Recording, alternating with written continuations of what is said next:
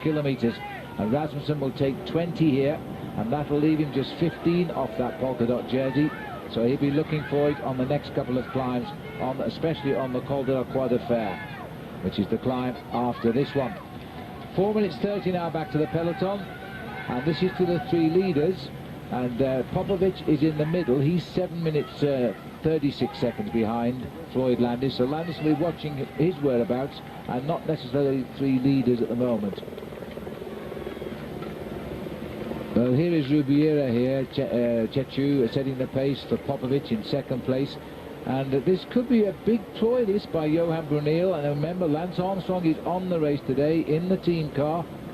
It wouldn't be impossible for Popovic to take the race lead if it works out today. Certainly wouldn't. It's a very long, hard day in the saddle. At the moment, they're losing about 2.5 minutes, the main field, on this group. A bit surprised about Ivan Para here. He's yo-yoing at the back of the group, at the front of the group. He is a phenomenal climber. We've seen him win 2 stages in the Giro d'Italia, and I would expect to see him being the strongest rider in this group, while for the moment, no panic at all for the man in the yellow jersey there, Floyd Landis. Just climbing steadily because they know the road ahead is very, very difficult. Chase 1 is the group of 14 riders, which includes Popovic. There are some good climbers in that group as well. These are the boys who now seem to be setting the pace and the trend today, though. They are 3 riders, 4:42, so they're still pulling away from the field here. They certainly are. I did the quick calculation for you, Phil, because I know you couldn't find your calculator. 2,646 metres actually corresponds to 8,681 feet. There you go, and you told me it was only just over 7,000. Well, that was the Col de Lotere. I got mixed up. I'll forgive you, believe me. Either way, we're not climbing, and thank heavens we're not, because it is such a wonderful day for cycle racing. It's a nicer day for the fans to watch the Tour de France. Sandy Cassar here. The memories of over 2 weeks ago at the bottom of the Kouwburg in the Netherlands, when somebody took a photograph and smashed him in the face with the little telephone they were using, and he never really has got back into this race until today. Until today, he's battled at the back end of the main field on a number of occasions, but that's what the Tour de France is all about. There are so many stories, so many personal battles, and riders definitely do not want to abandon a race like this. Look at Gilberto Simoni the other day. He was left behind. We thought, that's it, Simoni's going to abandon the race, and that was on one of the flat stages when he came in 20 minutes in arrears. But he's a champion, a true champion, and a brave rider, and what he's done today, Phil, is ride himself into the possibility of getting a stage victory. It never ceases to amaze me how they can do that. And Simoni certainly has got himself into that group today. He had to work hard to catch it. He chased it on his own, actually. He got up there, though, and he looks quite comfortable at the moment. He could be welcoming the riders in the Tour de France today. There were 152 are down already to 150. News reaching us that Robbie McEwen, the green jersey wearer, has just been dropped, and gone with him, believe it or not, the leader in the King of the Mountains, David de la Fuente, also dropped. He's tried awfully hard to keep that competition lead, and I think he's paying the price today. And the man who will profit is up here in these 3 leading riders, and that's Michael Rasmussen.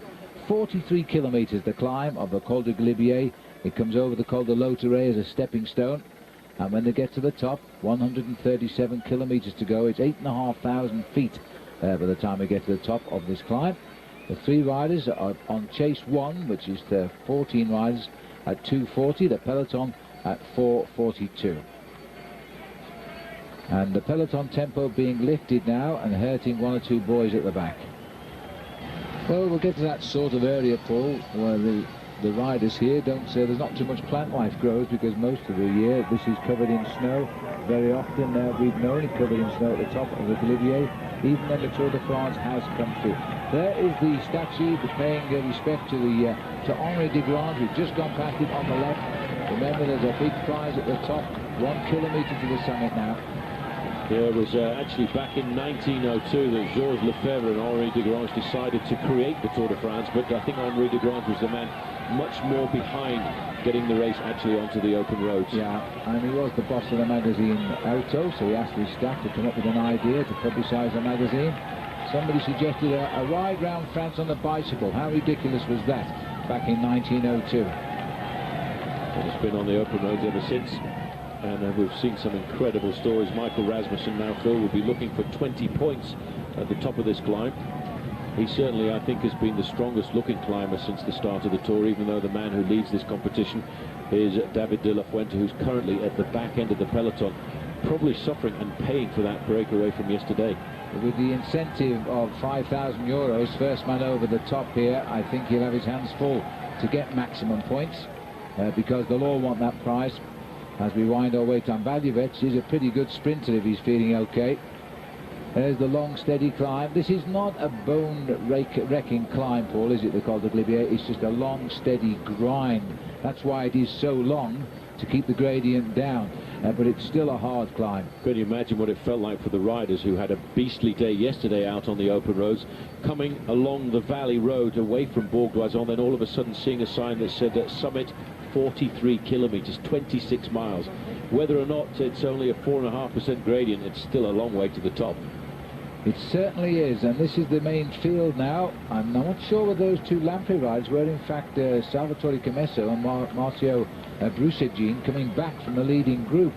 It certainly looked like Camesso from the helicopter. Well, I'll tell you what though, the acceleration there has certainly stretched out the main field. The thing to do when you get to the final kilometre is actually just lift the foot a little bit off the pedals, try and relax a fraction, not go too much into the red zone, and then come down the other side like a maniac and try and catch up. And I can say that coming from a little bit of experience.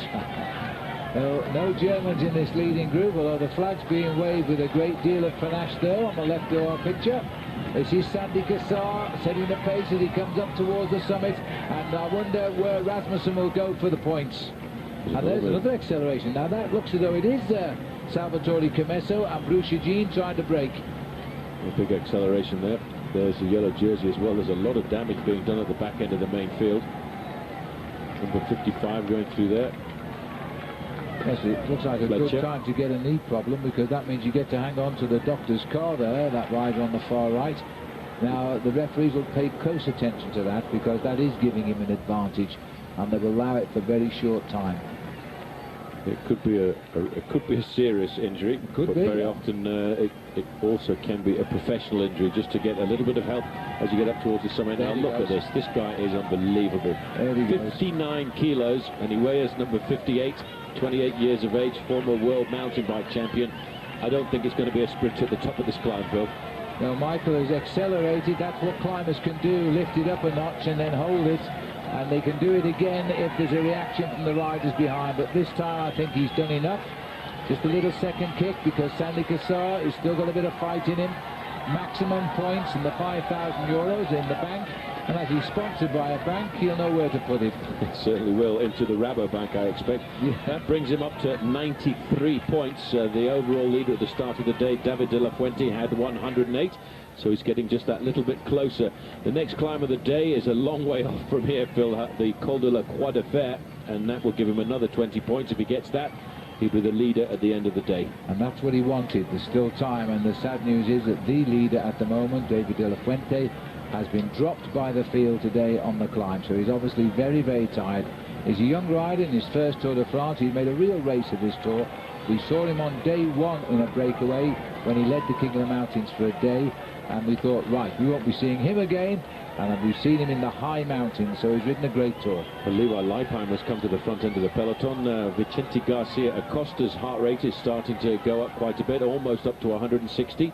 There's Floyd Landis, just sitting comfortably there in the yellow jersey. A lot of his teammates disappearing back. George Hincapie up alongside him. Looking at his pedalling action there, Phil, it doesn't look like a man who's under difficulty. And I wouldn't be surprised to see this being Damiano Cunego trying to get off the front of the group. It is Cunego. He's got Michael Bogart just behind him. Steady riding here. Floyd Levi Leipheimer in the light blue there. He's also playing coastline at the front. Now it looks like Cunego might be wanting to sprint this out, but they've still got just over a kilometre to the summit here as they start the climb, or finish the climb rather. Well, Michael Bogart taking over the tempo making at the front end of the main field, just keeping an eye on everybody else to make sure that nobody else tries to get up there and take any points on the day like this. He's not too worried about Cunego in that classification. Cunego is in 9th place with only 52 points, but I think Michael Bogart just setting a natural tempo here to stop these attacks and try and nullify the attacks to give the advantage to his man in the leading group of 3 riders.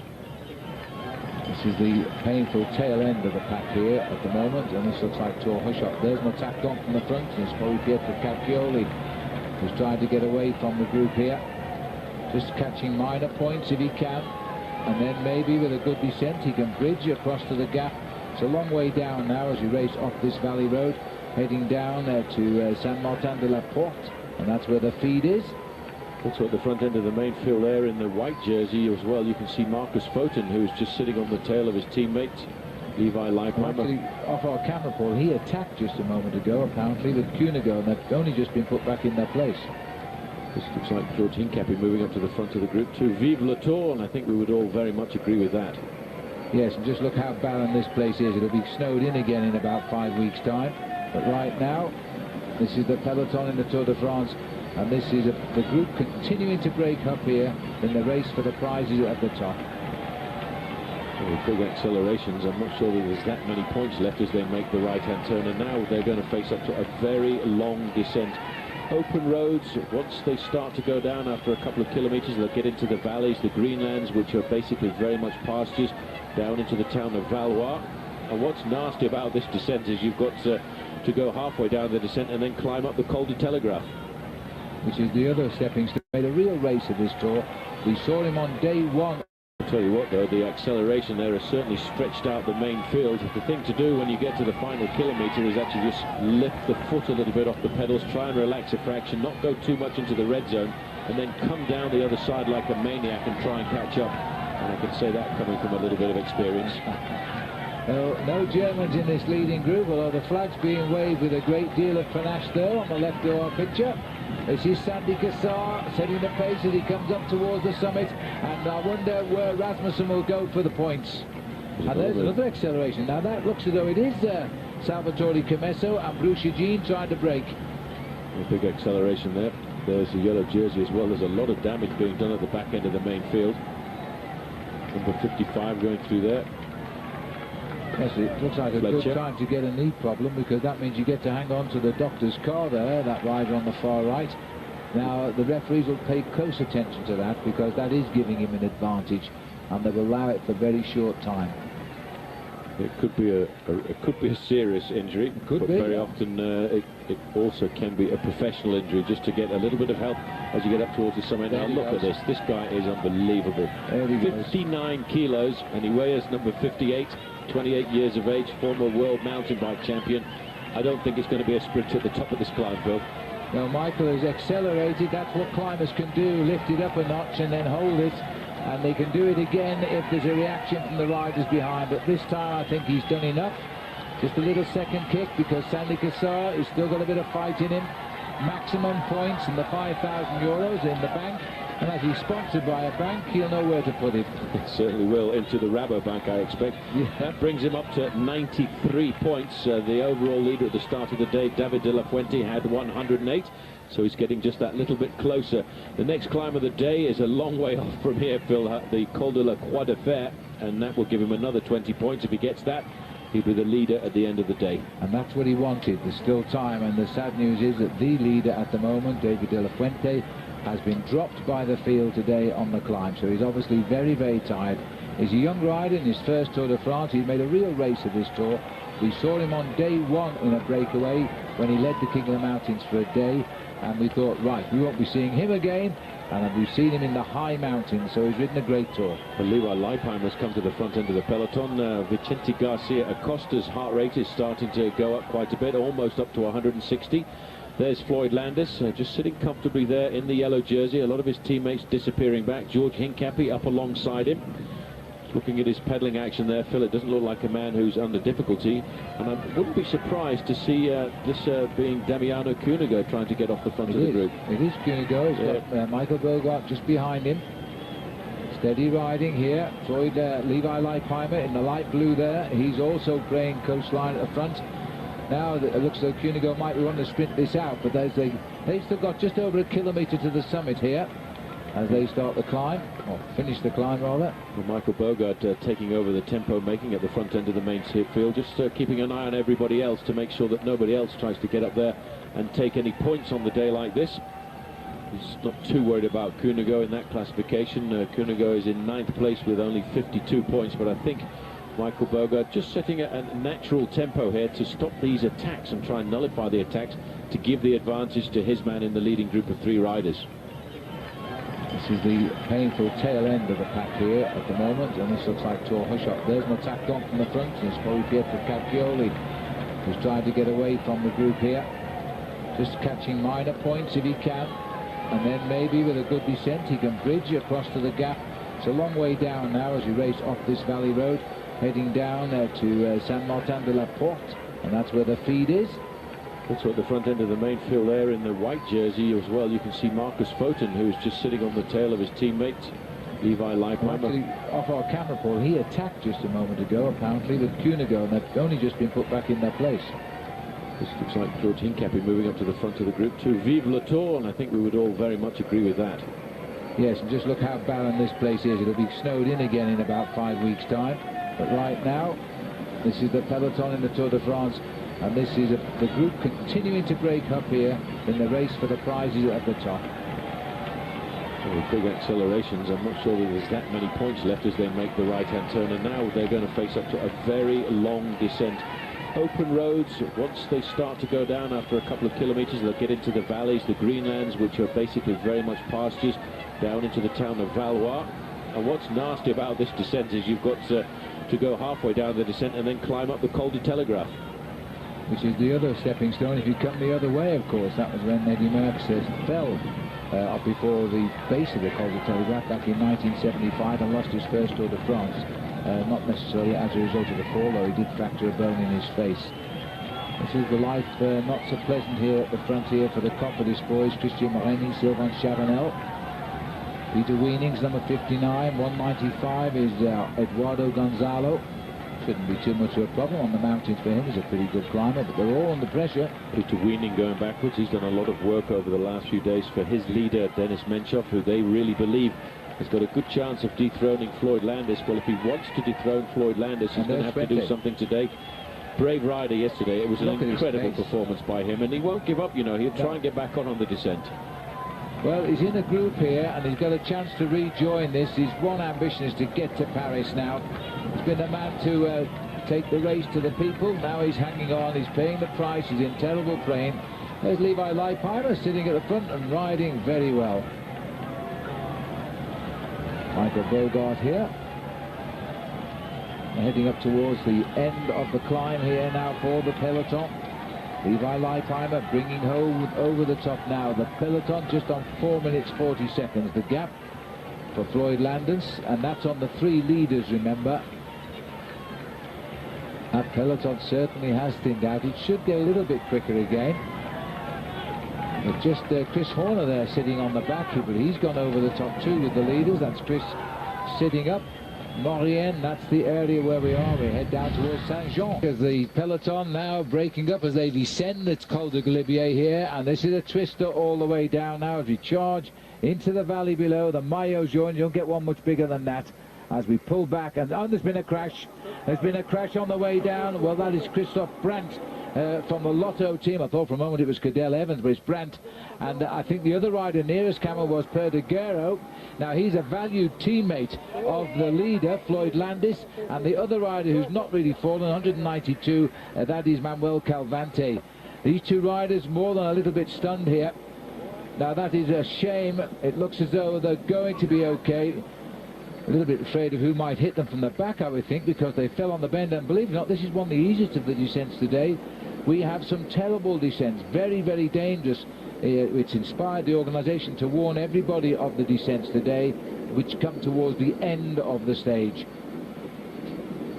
Well, let's hope. Phonak, remember, had all of their riders here. There's the yellow jersey of Landis. He'll probably know that Perdiguero has crashed because his little radio he's got on him. Now, these are the big flights down the mountain here, and they are flying down, ending up to 65 miles an hour here. Well, the man who also appeared injured, Brandtpool, we've heard nothing on whether he's got back. We have heard that Perdiguero is up and riding, but whether he'll play a part in the rest of the day's racing, I don't know. He's got to catch up first. Well, that's the important thing, is to catch up. I would think there'll be a slight slowing down once we get off this early part of the technical part of the descent. He's a great bike rider. Popovic has gone mad. He really is a king of the descenders, but he's left that group of 14 riders behind, just going downhill. Well, you know, Phil, a man like Popovic has got absolutely nothing to lose in the Tour de France. He's not really worried about 8th or 9th place overall. What he would like to do is what the French call a coup de Trafalgar, really do something rather special. And on a day like this, when the whole of the overall standings can get turned upside down, he could see himself climbing up into a top 3 place. Well, that would be more than a little compensation for the Discovery Channel team, who've won this tour 7 years running with Lance Armstrong, when they appeared to be totally out of a hunt for a podium place in Paris. All change maybe on day 2 in the Alps. Now, this is the twist and turns of the Col de Galibier. Landis wisely taking his time round there, making sure he's seen his line, allow the gaps on the rider in front, who appears to be Christophe Moreau. Today, the first Luxembourg rider to win the stage of the Tour de France, in fact, for 40 years, and he chose to do it on Alpe d'Huez. This is the descent now. We're hitting high speeds down here. 75 miles to go. We're coming away from the Col de Galibier as we continue to descend down to the basement, and then we climb up with a again outside category climb of the Col de Croix de Fer. The 3 leaders have regrouped. For a moment Valjevic broke away, but now it's Valjevic, Rasmussen and Sandy Cassar all together again. Then there's a chasing group of around 14 riders. We've not been up to them lately, and this is the back end of them here, and then the main field. There we are. We're down the valley a little bit now into Les Vernis. I think this is the village of. The riders now have regrouped. Been a superb race today, very, very fast indeed. Floyd Landis a little bit concerned at the fact that Jaroslav Popovic is in the chase group, because he's nearest to him overall at just over 7.5 minutes. And because of that, then I reckon he won't allow that second group to go too far. But we have had that one little crash up on the mountain, and this was not thought to be a dangerous descent. Later on, believe me, they are very dangerous descents. One lone rider down there trying to bridge the gap, I think. All right, well, as we watch the field down here, now it's time for the 10-2 moment. 4:45 for chase 3 now. The peloton at 4:55, which is nearly 5 minutes, but that isn't on the Popovic group, of course. That's on the leading group. So it's going up nicely, but there will be a reaction. It looks to me, Paul, as though again they're going to try and keep the challenges together till the last climb of the day and have a free-for-all like they did in Alpe d'Huez. I think that would probably be the best tactic, because they realise that the best chance of opening up a gap is on the final climb of the day, and if they can put Floyd Landis into difficulty on that final climb, well, that might well turn the books around. So far, I haven't seen any weakness at all in Landis. The only weakness I can put forward for Landis is really his team, which have been very much absent when it comes down to the crunch moments. Well, we're in Valois, which means we'll have the little climb of the Col de Telegraph. It's not a leg breaker, but it does go up a little bit before we continue descending down to the feeding station. Very nasty mechanical incident at the worst place of the whole stage at the bottom of Alpe d'Huez. No, it was really unlucky. Just checking on the heart rate of Benoit Salmon here. And max of 190, beating 150. He's in his green range. Well, he's climbing quite comfortably at the moment. This is the back of the race here. Just Jimmy Casper, the man that won stage 1, the sprinter, still in the group today. And I don't think Robbie McEwen is. Jimmy was Robbie now, he just wrapped the skin. Very agricole. I would be surprised if Robbie wasn't there, because Robbie can normally climb a lot better than Jimmy Casper, but think about Robbie, you can't usually see him in the main field, and it is actually a very large main field. But I do think Robbie must have come back on the descent. Well, that was Michael Rogers there looking for his team car, so he's dropped back, and Michael heading for his highest ever finish in the Tour de France. People might have expected a little bit more of him, but he's still right up there in 8th place.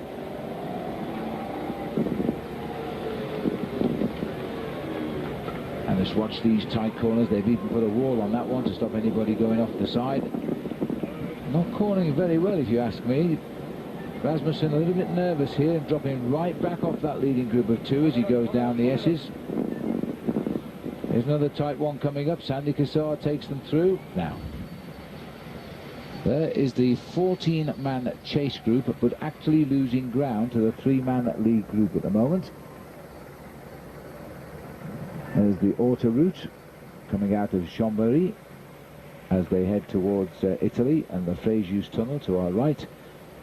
But the main field themselves, well, they are wondering what to do here. They're still over 6.5 minutes behind. The France have been riding for 17 days now as they seek to find the location of Paris. We'll know where it is on Sunday, of course. That's when the race finishes. But now we have just started with the 3 leaders. The climb of the Col de Croix de Fer, and the 14 chasers have fallen so far back. They're now about 40 seconds or so only in front of the field. There's the board. Who wants to see that one? It says 23 kilometers to the summit, which is the best part of 15 miles uphill. This is a vicious climb now, and this is the peloton. And of course in this group are all those jerseys riding for Levi Leipheimer, as well as the lighter colours for Floyd Landis. Leipheimer, I think, is getting a little bit better. How is he feeling? Well, let's ask Frank Andre. For David, he had a real shot at that race. He's not made it through the Alps, so he's the next man to go. Four men we know of have dropped out today.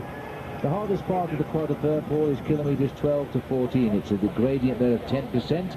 The average basically just 7%. And we head up to 2,067 metres today. Yeah, all in 15 miles. Ouch. It's a beast of a climb, 22.7 kilometres. And it's not a very long descent, because the riders only descend off it for around about 14 kilometres before they start going up again.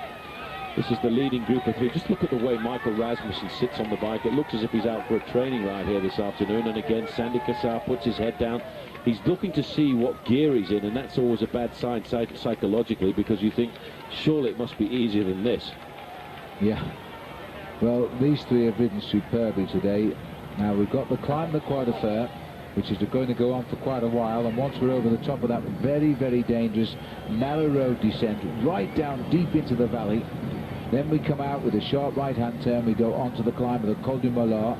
Not such a hard climb, but an extreme descent, which will take it into Saint-Jean-de-Maurienne, different parts of the town to where we've just been, in fact. Then we swing back on ourselves this time, and we start the climb to La Toussuire. It's a vicious day. Vicious day, very hard day. This is the hardest day of the Tour so far, and a lot of riders from Team Phonak now starting to disappear. Bert Grabsch done his job of work on the valley roads for Floyd Landis. Floyd Landis was riding comfortably at the front of the pack, not too much pressure for him. Plenty of bottles to keep him going, because the car can't stay with him now. Other work to be done.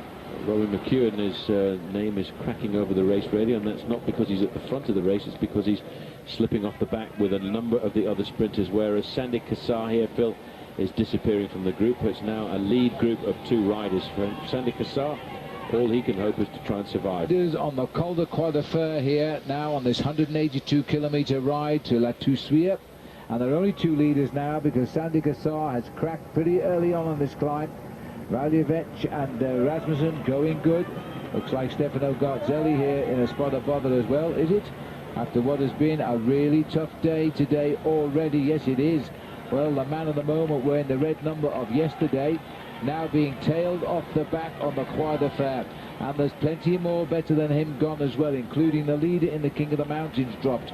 2 more riders have abandoned, Stefan de Jong and David Kopp. We've now got 5 men out so far today. Well, this Col, many times more harder than the Galibier, is leaving a very small peloton. We're just about, 11 kilometres or so still to ride up this climb, Paul, and this peloton has thinned out. They've caught most of the riders of those 14. Popovic is back in this group now, and this looks as though other riders who were caught are now beginning to slide out the back. It's going to be a very small bunch at the top, if it's a bunch at all. Vicente Garcia Acosta, big strong rider from Case d'Epargne, he's slipping away from the contact of the main field. It will be reduced dramatically in numbers. I wouldn't expect, Phil, to see more than 25 or 30 riders in this group at the top of the climb. To me, as if Michael Rasmussen all of a sudden has said, I'm going, and he's gone. Valjevec has popped here. He just said it's over and out. And he said it. I can't believe it. He looks so cool, calm and collected. Rasmussen suddenly accelerated. Our cameras cut back a little bit late on for the move as we were watching the peloton. But he's gone, and Valjevec now is in trouble, big trouble. He is going to drop back into the main pack by the top of this climb for sure. Well, he didn't look like a man who was. He didn't look like a man who was suffering at all. He looked fine. He looked composed, and all of a sudden, bang, and he was gone. But this man, well, he set himself a bit of a target for the day now. well, he's only got one thing left to do, and that's try and survive. But he is in his own terrain here, Phil. He loves riding on his own. He loves riding in the mountains. Let's not forget his stage last year on the way down to Mulhouse was won in a very similar fashion. He's 23 minutes and 8 seconds behind Floyd Landis, and that's why Landis is not going to worry about his whereabouts yet. And so Rasmussen wouldn't be any concern if he was to win by the 7 minutes he's currently in the lead.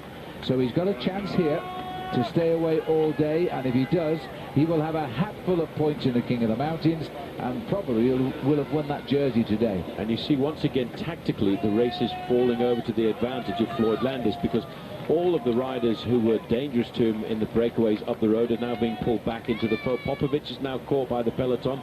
Very shortly, Valjevic, who was at 12 minutes at the start of the day, he will get picked up by the Floyd Landis group, leaving only this man in front, Michael Rasmussen, and he's not really a danger at all. No, so he's not going to be chased yet. Is this Parra coming backwards? Parra coming backwards, a big surprise to me, because Parra is a very good climber. He's the kind of rider we saw win 2 big mountain stages in the Giro last year.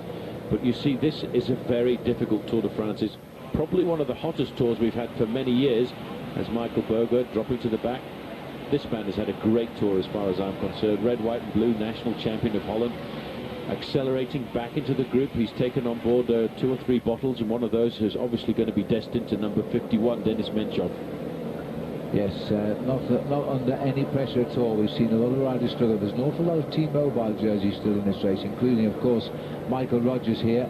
And behind, we've still got Andreas Kloden. So the 2 top men of that team are still here. Only one on his team in that group. Meanwhile, Levi Leipheimer has put in an attack here in a search to reduce his 6 minutes and 18 seconds overall deficit.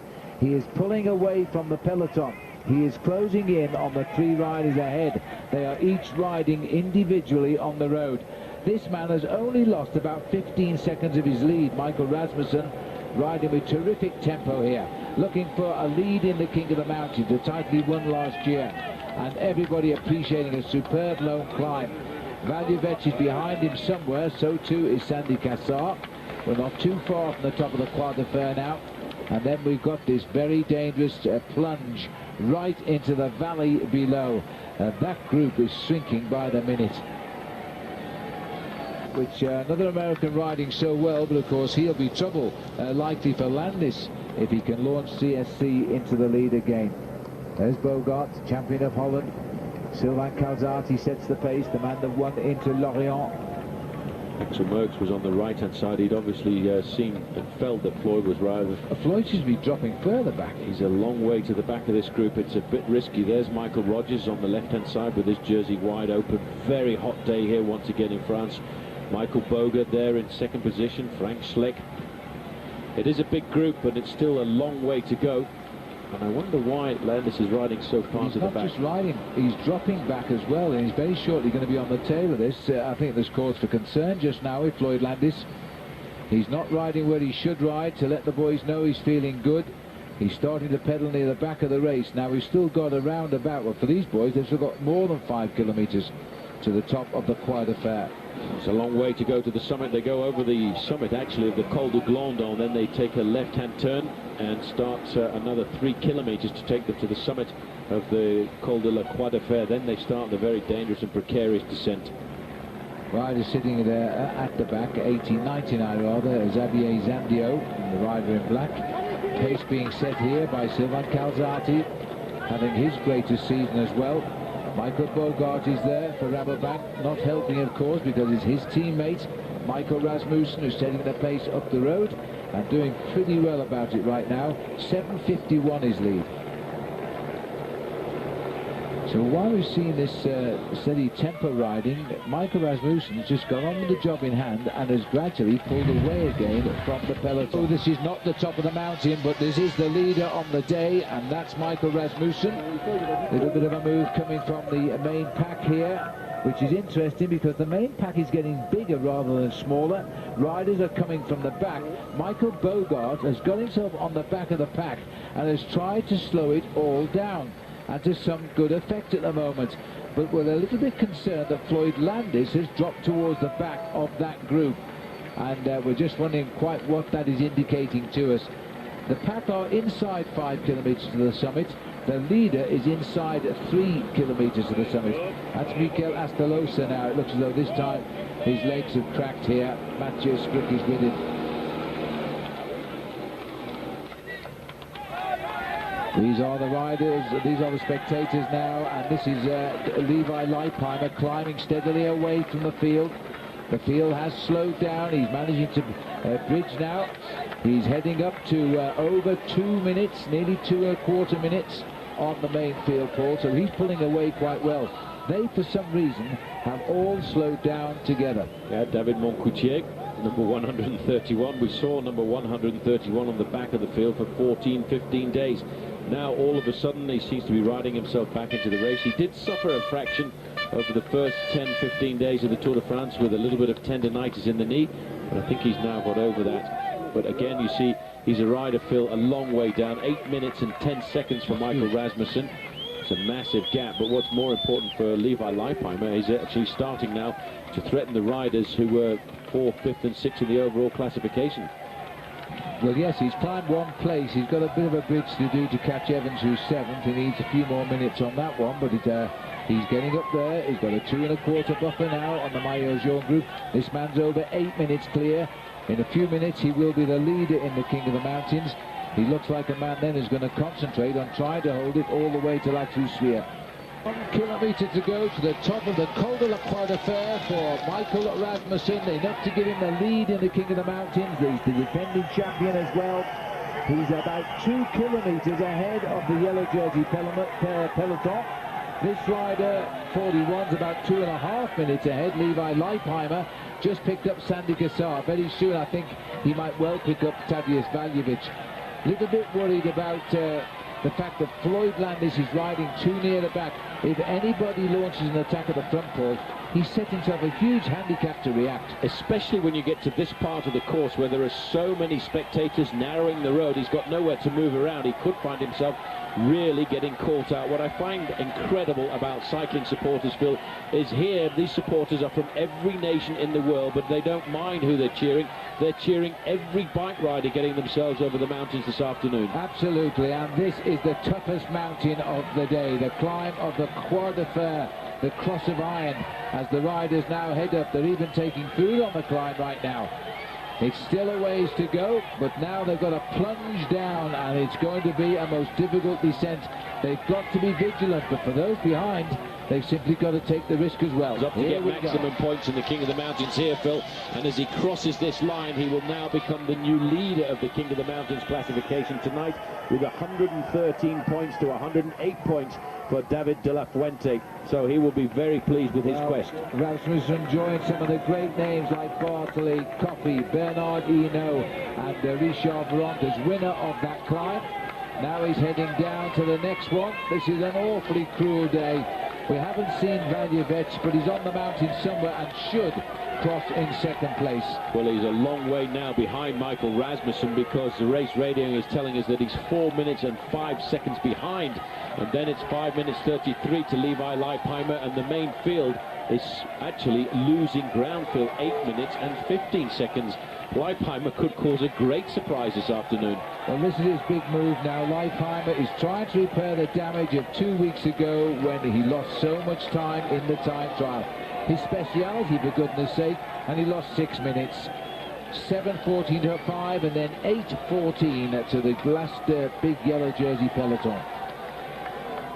This is the 5th place rider on the road, David Moncoutier, just going over the top there of the Col du Glandon. If you turn to the right there, you would have dropped down into the valley of Oison, where the riders basically started from this morning, but they've gone in an anti-clockwise direction this afternoon around the Alps. And there's the main field also getting up to the top of the climb. Not many riders, Phil, left in that group at all, but what's scary to me for Floyd Landis is there's a lot of riders in pink from T-Mobile. Well, they've switched on to the Croix de Fer summit now, and they've still got to climb on. They visibly look to be going a lot slower than everybody else. Our green board man, we're overworking here now to try and give everybody the checks. And it looks as though Sandy Cassar is hanging on here to Levi, who's heading up towards the summit now. And that's not a bad thing for Levi. He's going to need an extra pair of legs once we get down the other side, I think, as well as he climbs. What he should do is former world mountain bike champion, although the last climb when we saw him going down the Col du Telegraph, he wasn't going down all that well. He's be careful down here. This is a real terrible decision. It's good right now, very fast down here now. Yeah, but just look over to the left-hand side. You go off the edge of the road here, Phil. There's an awful long way down into the valley below. These rides, they don't even think about it. All they're doing is looking at the lie of the land, looking to see how the land is, trying to figure out how to go into the corners. He'll also look at the motorbikes in front of him and try and see how much the motorbikes are actually bending and how much they're braking. Right back on himself here this time. Right round the apex, come out wide, not too wide. And he gets around quite safely, and it's dropping the way. The reason it's so hairpin is it drops very quickly into the valley. It loses its height alarmingly quickly, the Croix de Fer. Still 4:05 to Valjevic behind, and then 5:33 to the Leipheimer group, and 8:16 to the peloton. Well, we've been over one massive outside categorization climb today, the Col du Galibier. We've just now conquered the second one, the Col de la Croix de Fer. Now it's the descent.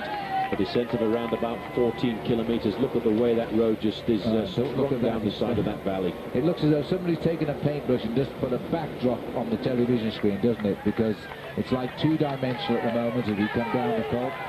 He's Leipheimer keeping very steady, but all of the time pulling away from the big group and doing himself no harm of good, no harm at all here as he climbs up the overall classification. Valjevic, Leipheimer, Cassar, Moncoutier. This is for the 6th place over the top of the Col de la Croix de Fer, and they're going to go over more than 8 minutes behind Rasmussen, and over 3 minutes behind Levi Leipheimer, who is now up 1 place overall in the Tour de France, if he can hold on to his gains. Well, that's the end of the Col de Croix de Fer. There'll be nobody thanking them. Glad that that's not still lying ahead of them. The peloton now is still over 8 minutes 24 seconds behind Rasmussen. Well, here we are with the leader on the way down, and he looks to be in no stress at all, this rider. He's being chased by Valjevic, almost 5 minutes behind him. So very shortly, Leipheimer and Cassar are going to catch Valjevic. Michael Rasmussen, he's achieved his ambition for the moment, which was to become the leader of the King of the Mountains. He's done that, and now he will switch his thoughts to winning the day. Well, he's got to think about trying to win the day, because on the final climb of the day, Phil, there are double points, and it's a first category climb, so he'll be looking at adding an extra 30 points, and then he will feel a lot more comfortable in his quest to win the King of the Mountains for a second year in succession. But there's going to be a big battle behind him as well, because there will be a battle, I think, for supremacy. This is a big day in the Alps this afternoon, but everybody, I think, fearing the fact that there are still 2 more big climbs to come, and of course one very dangerous descent after this one. This is the narrow roads now of the Croix de Fer, which takes the riders down into Saint-Saulon-d'Arve, which is not too far down this hill. In fact, I believe it's 50 kilometers still to ride. In fact, he must have gone through that, because we're at 45 kilometers to go, so the cameras weren't with him, which means he's now heading on down towards Belleville. These are the speed humps which they've been warned about. These must be most uncomfortable, racing down the mountain, bouncing over traffic humps. 20 points at the top for Rasmussen, enough to give him the lead in the King of the Mountains now, because David de la Fuente will not be scoring points today. He's not in the chase group. This is the peloton. Or what's left of it. Of what's left of it, yes. And Leipheimer is such a long way down. He still needs to move up, but at least he's got Schleck and Sastre with him. That might take some confidence from that.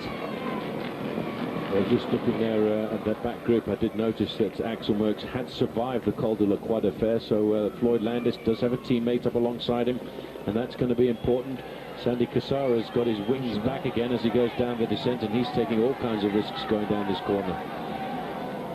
Well, they are in the town of Saint-Saulon-d'Arve, whereas the leader is in the town of Les Chambon. These are very, very tricky bends through here. They've almost got that one wrong. Whoa, indeed he did. It's very, very tight. And Leipheimer wise to watch what's going on up ahead here. And they're only about 30 seconds away from catching Valjevic as well. And so go down this descent. Cassar has, I think, given himself a little bit of a win there, because he I think came into that corner just a little bit too quickly, had a completely the wrong line as he went round there and had to readjust halfway round. Well, they're using a bit of common sense, if you ask me. They're not going down here too crazy, because these corners are adverse camber and very, very dangerous. And of course, let's not forget, when they come to the next descent, I think that is the worst descent of the whole day. That's still ahead. Look at that. Mollard. As we look at the back, here we go to the top. Levi Leipheimer going over, and just on, he's not gaining much taller at all on the Dane, actually. He was 5 minutes, now he's 4:43. 4:43 is the deficit. He's picked up 15 seconds in the 6 kilometers of this descent. That is not an awful lot. He needs to be moving forward a lot faster than that if he thinks he's going to catch Michael Rasmussen. Rasmussen now on this very tricky descent. I'm glad I'm not the motorbike cameraman here this afternoon, because this is an unbelievable descent. And it's made even more difficult, Phil, by the fact that we're going in and out of a shaded area. Sometimes the shade and the shadows cast by the trees there could really play deception on your eyes. Well, we haven't got to the switchbacks yet, but he's heading close to them now. These are the two chasers here of Leipheimer, and they've got to arrive very carefully, because we're approaching that sharp right-hander where we saw the leader overshoot it. You can actually see the finishing line across the valley, but they wouldn't know where it was. But it's up in the chalets, up on the other mountain ridge there. As Leipheimer leading down. This is not the moment for risk, quite frankly. The riders behind the leading group can take the risk. The leaders shouldn't. Sandy Cassar just about 20 seconds now, Phil, in front of the main field, and I think he's just going to survive to the top of this climb, but he will be in the peloton then on the descent. And I don't think he'll find the strength to stay with him once we start the final climb of the day. There is the front end of the group now. Landis now, Phil, needs to move to the front here, because this is going to be a very precarious descent in this group. And somebody might take the risk of trying to go away downhill, because you can take a minute or a minute and a half on this downhill section. Well, it is, if you are a nervous descender, this is not the descent for you. This is going to be a most difficult situation here. Look at him moving up there. He's had a quick word there with Axel Merckx. Merckx has really pulled himself inside out this afternoon to stay. And now, as we come to the summit of the climb, Landis has ridden very sensibly, very tactically, said, come on, Axel, please take me to the front. Superb. He has gone through all types of pain here just to stay alongside Landis. Sandy Cassar has made the top. It'll be the last time he'll be in front of the peloton today. Well, he will start the descent just ahead of the main field, and look at the time gap still to Michael Rasmussen. They've set a tempo on the front end of the yellow jersey group this afternoon, but they really haven't pulled him back. 6:59 for Sandy Cassar, and I would say in about 20 seconds the main field is going to be there. There you can see still the big battle. Oscar Pereiro, Floyd Landis. Landis now, I think, was just trying to play a foxy little game with everybody else. Well done to get back up to the leaders at the most crucial time. He knows about the descent. He's done it before. 7:21 at the gap. So Rasmussen is racing for the win on the other mountain now. But Landis has got to keep his eye on everybody in this group, because this is where his rivals are. This is Marcus Fotum back at the car. Best point to take on board drinks, because once you get to the tricky part of the course a little bit further on, you are not going to take your hands off the handlebars at all at speeds approaching 80 kilometers an hour on what is about to become a very tricky descent. I'd rather be on my own on a descent like this rather than in a group like the yellow jersey group, because if somebody makes a wrong move in front of you, it could be all over. Back with the leader. As he starts on the way down, these corners are unfenced. He hasn't got to the actual twisting descent just yet. Anyway, while we watch Rasmussen go down, let me remind you, pop on to olntv.com/fly to the finish. Take part in our Saab Watch and Win sweepstakes. The code word today is Galibier. That's what you need to know. Another tight one there as well as he comes off that wall. Michael Rasmussen leads down the charge as they went over the top of the col. 4:43 was the gap over Levi Leipheimer. We're on the charge down the mountain, heading to Saint-Jean-de-Maurienne. So we're now looking at the live pictures here of the descent as on stage 16. 182 kilometers is the full distance, but we are now running down here on this very, very difficult descent. Leipheimer, wisely so, has fallen back from Valjevic, because Valjevic is going down a bit too quick for him and taking the risk that Levi doesn't need to take. This is the leader. The times he scrapes off the wall, I think, is nearly every corner. He's not cornering at all well, but he is getting to the bottom of this ridiculously difficult descent. Watch this now as he comes down towards the valley alone. Clearly very nervous now, Michael Rasmussen, but he's not too far before he'll start the climb up towards the finishing hill. Yet another bend. The road's a little bit better here, but if you remember last night, Paul, we drop into the woods and it was almost, we went into like chicanes. Yep, it's still very difficult. 23 kilometers to go. The yellow jersey is still in the group with all of the other contenders. He's not seemed to be under any pressure at all, and he's now riding at the front of that peloton, and hopefully he's going to have a safe ride up the final climb of the day. Levi Leipheimer not taking any risks at all. It really is very tricky going through this shaded area because the wind and the light can be very deceptive. Look at this nasty hairpin bend that we're facing up to here. It looks almost as if Leipheimer is going to come back here, but look at Rasmussen. He doesn't even sort of try to balance the centre of his body. He just sort of leans into the corner and almost falls off. Yeah, I don't know why. He was such a great mountain bike. He must have had a slightly different position on his mountain bike to his road bike. For me, he sits very high and very far forward. Now he's onto the flatter part of the course. A little bit of respite. Frans Maassen up alongside him. A little chat, a little bit of encouragement for the final assault of the day. You must be feeling quite happy now, Phil, because I think you told me this morning that he was going to win. Well, everybody deserves a little bit of luck, I think, and that right now I think he deserves a bit of luck too. Michael Rasmussen here is going for the win now as a comfortable leader of the King of the Mountains. He's got 23 kilometers to ride. He's not off this descent yet as he runs in. He's off the descent when he gets to a roundabout, and then he will turn left, and that will correct the course across the opposite valley, which will take him up to La Toussuire. David Arroyo is also in trouble now. What they should have done was let Rogers get clear with that small group and give him a lead of maybe a minute, and then attacked Landis, not tow him back up to them when he had a lead of a few seconds. Well, Landis dropping back again. You see he's keeping a very close eye on the riders who he feels are dangerous. There is the man who is, well, he is the most dangerous. Oscar Pereiro is only 10 seconds down. Eddie Mazzolini's come to the front, just in front of Michael Rogers. Kloden over to the right-hand side. Christophe Moreau has done well. He was in difficulty in the first couple of kilometers, right up in the red zone, but he rode himself into the group. Well, this group is very, very select. Landis is sitting there. You can't tell how he's feeling, but so far he's resisted the attacks. Time is running out. We're heading for the 10-kilometer banner. 10 seconds is absolutely nothing.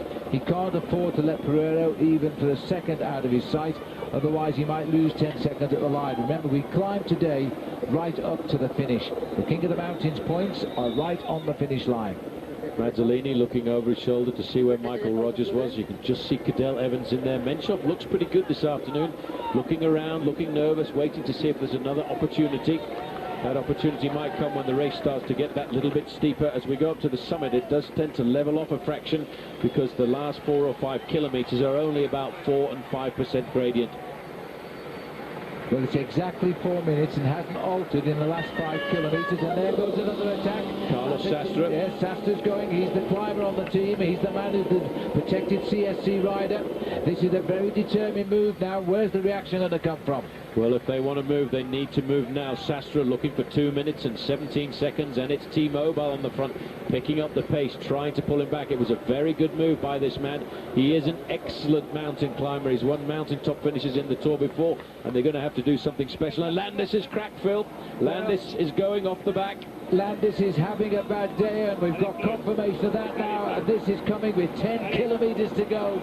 Floyd Landis is going to have to live to fight another day in the Alps tomorrow if this all goes wrong. Acevedo's just behind him.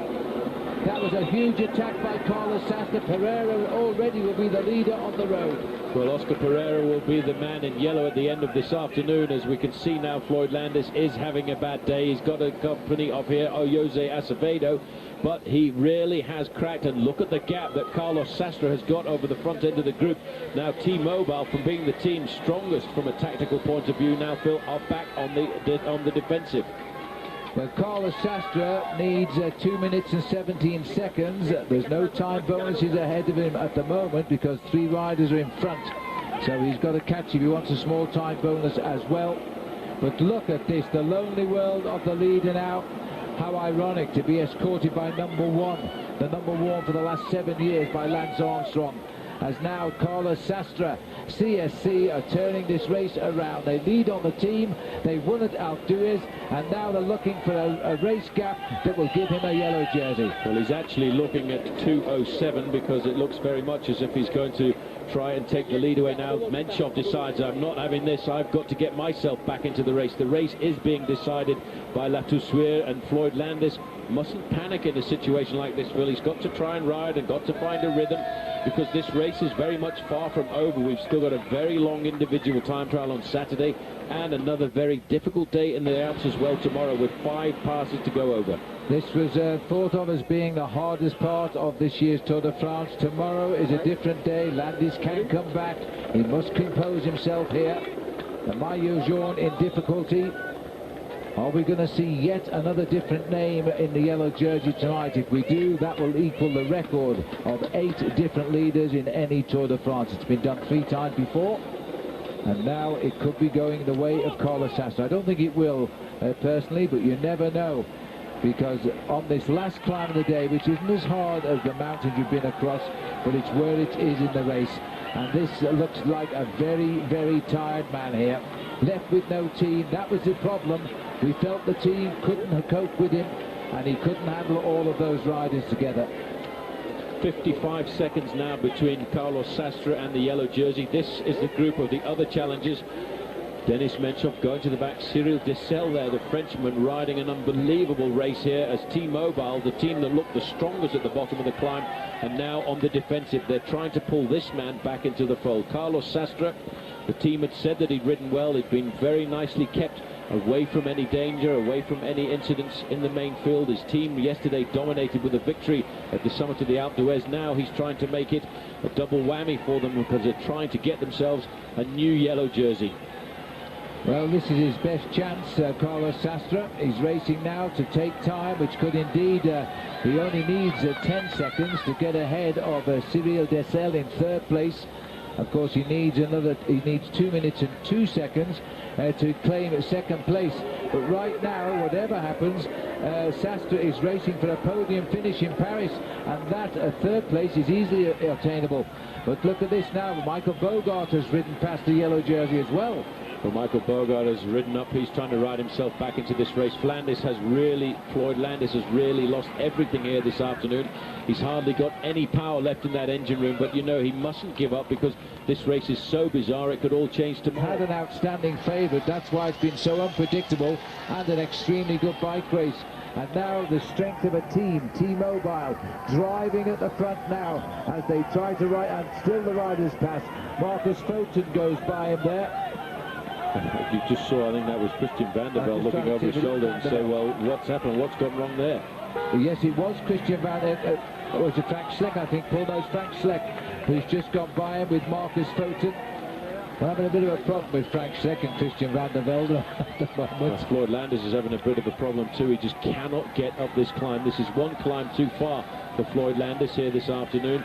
From that group of favourites there, the man who will pull on the yellow jersey at the end of the day, as long as he stays in contact with everybody else, is Oscar Pereiro, because he's got 1 minute and 50 seconds advantage over everybody else in that group, and he now is going to look like a serious...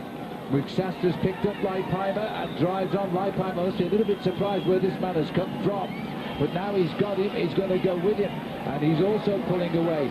You know, in the strangeness of this race, you could find Landis sitting in Leipheimer's overall position tonight of 9th. You have absolutely no idea how this race is going to turn upside down, but what an incredible cracking of the yellow jersey. There was no indication at all in his pedaling style on the slopes of the first few kilometers. He looked fairly comfortable. Axel Merckx was talking to him, then all of a sudden the rupture appeared and he's cracked, and he's now just trying to survive the final 10 kilometers, but he could be looking at a huge time gap on today's stage. And funnily enough, as we go up to the top here and look at Michael Rasmussen, who's still 3.5 minutes ahead of Levi Leipheimer and Carlos Sastre. He is hurting, but he should be able to hold on to that. It's amazing to remember that Oscar Pereiro, Phil, lost 5 minutes on this climb in the Dauphiné Libéré. Now he could turn it into 5 minutes advantage. Levi Leipheimer as well now. We're looking at 5.2 kilometers to go for the leader of the race. 3.5 minutes back to Carlos Sastre, and now Levi Leipheimer's lights seem to be going out. 3 miles to the summit. That's based on the leader, of course, and Sastre has gone for him. He is absolutely flying up this mountain, Carlos Sastre. He's a stage winner in the Tour de France. He's ridden this race 6 times. His best finish in it is 8th in 2004. He's also had a 9th and a 10th. 5 kilometers to go now for Michael Rasmussen, just under the banner. He's just got to keep those legs ticking over. He's just got to hope that he's going to survive here, because Carlos Sastre now is in 2nd place on the road, and he is trying to pull himself up to Michael Rasmussen. Rasmussen still has a 3.5-minute advantage. As he gets up to the summit of the climb, it will get a fraction easier if this climb does get any easier, because it goes from 7% to 5% to 4%, and he may well just survive, but it's going to be very close looking at the form here of Sastre. He's not having any of it. He's not showing he's under pressure either. He's smelling himself a new yellow jersey at the finish here. You could have got a great odds on that ever happening in the Tour de France this year. And now the riders who've been doing the pacemaking are paying the price as well, because T-Mobile are shedding Mazzolini, and in fact climbing back into the race there at the moment as well is Michael Rogers and Mazzolini. They've gone together. They've both pretty much gone together because of the work that they did trying to set it up for their man Andreas Kloden. It's now the responsibility of Kloden to try and do something to pay back the work done by his teammates, and Levi Leipheimer is about to get caught. Well, this wasn't meant to be. Leipheimer seemed to be going so well, but this last climb has cracked him as well. Boy, is he going to have a shock when he doesn't see the yellow jersey of Floyd Landis in this group about to catch him. Well, he will be very surprised to see this now. Andreas Kloden moving away. There you can see, you see the way Denny Menchov just didn't have it there, but Oscar Pereiro does. Accelerating straight across the gap there. Christophe Moreau in difficulty now. He's slipping off the back. This looks like Calcioli as well, going backwards. Leader of the Crédit Agricole, he has gone. Leipheimer trying to hook up at least here to one wheel of Denny Menchov, but what's that Menchov in trouble as well? Everybody suffering. Blown up on the climb. Cyril Dessel. There's leaving just 3 riders here. This was the effort by Andreas Kloden himself. And Pereiro, the limpet he is just hung on in there. Well, Cadel Evans hanging on at the back there as well, trying to climb himself back into this bicycle race here at the Tour de France. Oscar Pereiro, Phil, does not look in any kind of difficulty at all. This is the last couple of kilometers of the steep part of the climb. Once they go through here, they're not going to get rid of Pereiro on a gradient of 3 or 4%. I can't imagine that the man who lost 30 minutes in the Pyrenees is going to go on to win the Tour de France. He's going to go on to lead it, we can say that for sure. If he doesn't crack here, Menchov is dropping away. Menchov could be losing his 4th overall here. So Sastre's going to take that away from him at least, and Sastre probably will be up into 2nd place in the Tour de France tonight. And the way he's setting the tempo at the front, the new leader will be Oscar Pereiro. That's at the moment. It could of course change in the next 4 kilometers. Anything can happen in the next 4 kilometers. Look at the face there on Andreas Kloden. The race situation at the start of the day, Landis was leading Pereira by 10 seconds. You know, he was leading Menchov by 2:12, Sastre by 2:17. You might as well throw all those out of the window this afternoon, because it's going to be all change again tonight. At the moment it will be Pereiro followed by Sastre, and then will come Kloden. That's a different order altogether tonight at 3 kilometers to go now. This man has no idea what is happening behind him. The overall is reshuffling, but Sastre is chasing him down, but I don't think he'll catch it. Olivier, he conquered the Croix de Fer, he conquered the Col de Molar. Now he's going to win the stage at La Toussaint. He's going to sweep everything before him today, Michael Rasmussen. He's going to be the king of the mountains for sure, and he's going to win the stage. And the team will be able to say, well, thank you very much, Michael. We're sorry we didn't let you fly away a little bit earlier, because this was what he wanted to do. He's wanted to do this on every mountain stage, but they felt that their man Denny Menchov had the winnings of the Tour de France this afternoon. Well, that maybe wasn't the case. He's going to have to come out and change his tactics, and thank goodness they managed to let this man go away and give us a formidable show on the roads of the Alps this afternoon. And what an incredible course to lead the whole way on. He attacked this morning after about 5 kilometers as if the finish was around the corner. He blew the race apart. A couple of riders got to him, and they've never been seen since. It was an incredible ride in the quality of the finest riders who've ever been here.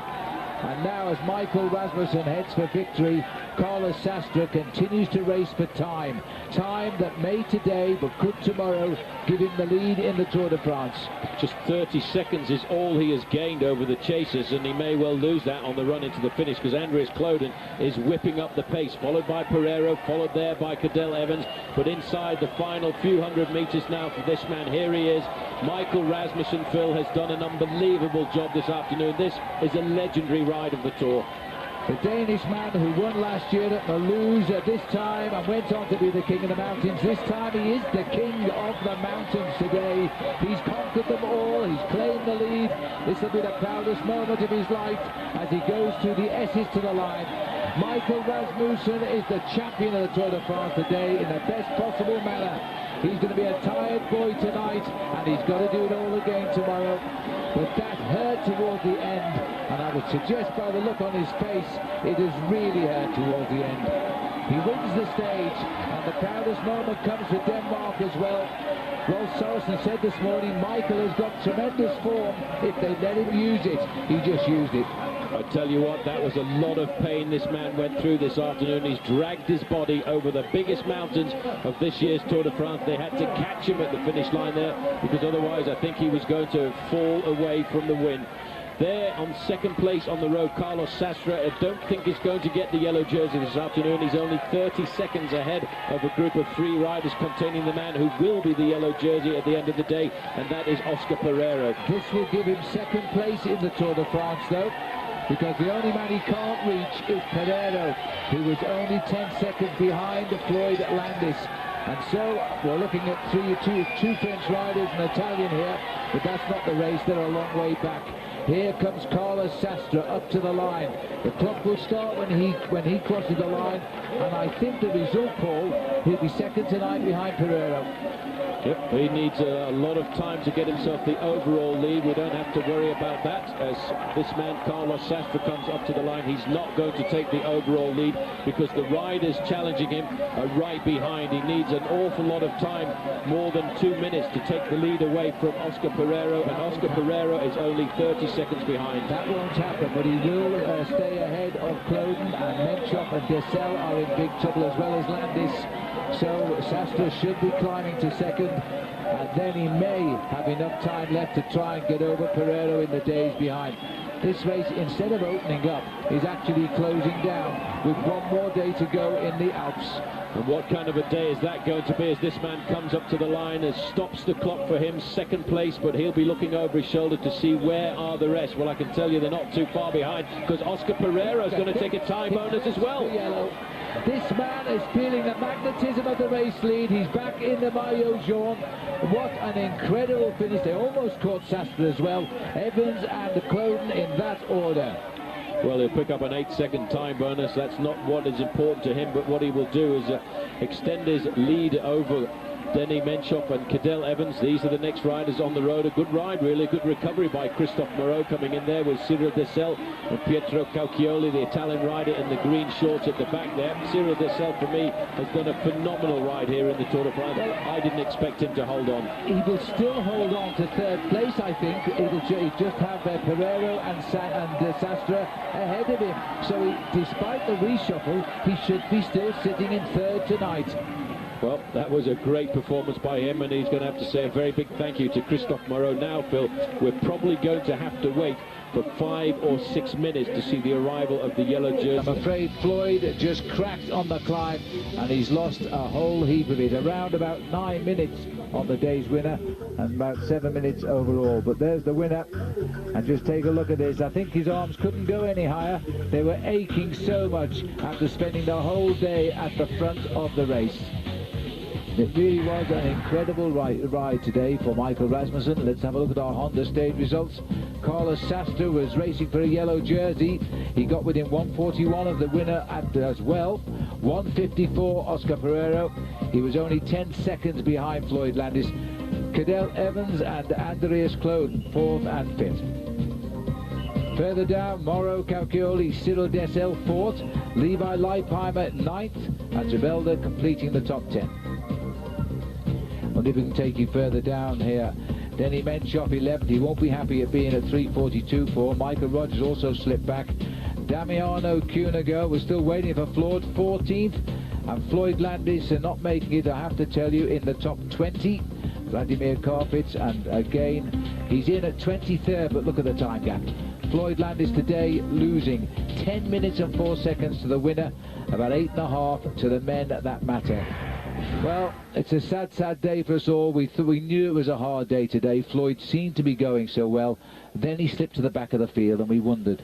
Well, that was the first sign. I thought he might have been trying to play the bluff that Lance Armstrong played a couple of years ago, but certainly it was no bluff at all, and it didn't go unnoticed by the other riders in the group. And don't ever forget that Oscar Pereira knows Floyd Landis very well. They raced on the same team for a couple of seasons, and he probably felt in the back of his mind that Landis was going through a bad day. Incredible tour this for surprises. Sastra up into second place. Andreas Cloden up into third place. Dessel down third to fourth. Cadell Heavens up 7th to 5th. Further back, Menshoff went down. He did crack today. He said he didn't crack yesterday, but maybe he did really. Michael Rogers 7th, Christophe Moreau 8th. Good finish for him in the tour. Leipheimer, after all of that, still sits in 9th place, but out of the top 10 is now the race leader, Floyd Landis. He comes in at 11th, 8:08 behind the new leader now, Pereiro, conceding an awful lot of time. All of the riders there completing the top 15 is Marcus Foten. See a different face of the Tour de France. It's uphill, it's easy in a cable car. Try doing it on a bike. Morzine is now ready to welcome the Tour de France as it runs away from the Alps today. But what a route this is. That's the finish. We're already down here in the Alps. It's far from easy. In fact, it could be the hardest day. And boy, we've had some hard days, Paul. But today we're going on the Jouplan. Well, the Jouplan comes right at the very end. It is a beast of a climb, but again, it's not easy to get there. Let's have a look at stage 17 then, from Saint-Jean-Maurienne to Morzine. Over the first climb of the day. It doesn't look too bad, does it? Just a first category Col de Saisy, 5,400 feet. Then the Col des Arrivis at 4,900. Then the Col de la Colombière into the town of Cluse. A little climb, the Côte de Châtillon. Right at the very end, look at that monster, the Col de Jouplan. Then it's all downhill to the finish. And there's a little more detail here. It's climbing all day and it is very, very hot. And we get to the Col de Jouplan. 8.7% over 7 miles long, and it tops out at 5,500 feet. Jersey, Oscar, well, how did you get your polka dot jersey, Michael? They're the two main triumphs of yesterday. There is a breakaway going at the start today, 10 3/4 minutes. None of them really much more than sprinters in a leading group, which was 14. It's reduced to 11. It's down to even less now. But back in the pack, Phonak, the team of Floyd Landis, hit the front en masse, and they've really stretched the field out. And then it came. Floyd Landis gone to the front, his jaw set, hurting Oscar Pereira, looking him in the face, just like Lance Armstrong once did on Alpe d'Huez to Jan Ullrich. And the pressure went on, the yellow jersey went off. Then he tried to go with other leaders. Michael Rogers on the right, Cadell Evans struggling at the back. No one could work with Landis. Landis is clear, and when we go to the action, he's already well ahead of the field. This is an unbelievably brave move by Floyd Landis to try and do that, to try and go out on the road. But what happened behind was it started to slow down a fraction, and then the yellow jersey managed to regain the main field. But as we go back to live pictures, this group have swelled to around about 35 riders, but currently Floyd Landis, Phil, is riding around about 2.5 minutes in front of them. This is something I don't think I've ever seen in the Tour de France from a man who has been a challenger for the overall, disappearing from the overall standings, then trying to fight his way back. There is a precedent on this very stage back in 2000 when Marco Pantani did exactly the same thing, but he was doing it to spite Lance Armstrong. He wanted to put Armstrong into difficulty, which he did at the end of the day. This is going to be a very strange day this afternoon because this is a very difficult stage. We now have just 7 riders left of the original group up front. This is the first time we've had a close-up look here of the riders. Pavel Padronos, Stuart O'Grady, Patrick Sinkovits, Juan Manuel Garate, Daniel Rigi, Patrice Olgon and Philippe Gilbert. They are the men surviving at the front. They're about to feel a tornado arrive with them, I think, as they battle it out here for the top of the Col de Saisy. Sorry about the little bit of picture break up here, but it's not going to make any difference today, I don't think. They're racing for the prizes at the top. But the big news is that Floyd Landis, the American who completely hit the wall yesterday, and lost 10 minutes, has made the decision now to try and ride the whole field off on the Tour de France. Well, these guys are really at the front field fighting out for a few little crumbs in the Tour de France this afternoon, but there's a man behind is doing something quite remarkable. He has already got 3 minutes lead on the yellow jersey group. I can't believe that a tactic like this is going to survive, but in this Tour de France, which has been completely unpredictable, you never know, it could go completely upside down, because he's already halved the gap that he had yesterday. Well, it's a long way to go. He could get all of his lead back, but he's still got to reach the finishing line at Morzine, and that is an awful long way away. When he gets up to the top of Col de Sacy, he's got 118 kilometres to hold the field off. He's looking to hold the field off, not by a few seconds anymore, but by many minutes. This is the gamble of his life here for Floyd Landis, and if he is going to go out of this Tour, one thing is for sure, we're going to remember him as a winner or a valiant loser. Floyd Landis has now taken this race to the rest of the riders in the Tour de France.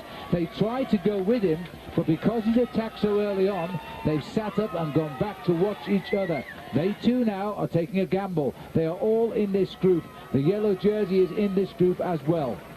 Well, I'll tell you what, this is one of the most unbelievable moves, Phil, I think I've seen in many, many years. A very brave move, but let's remember what somebody said to us this morning.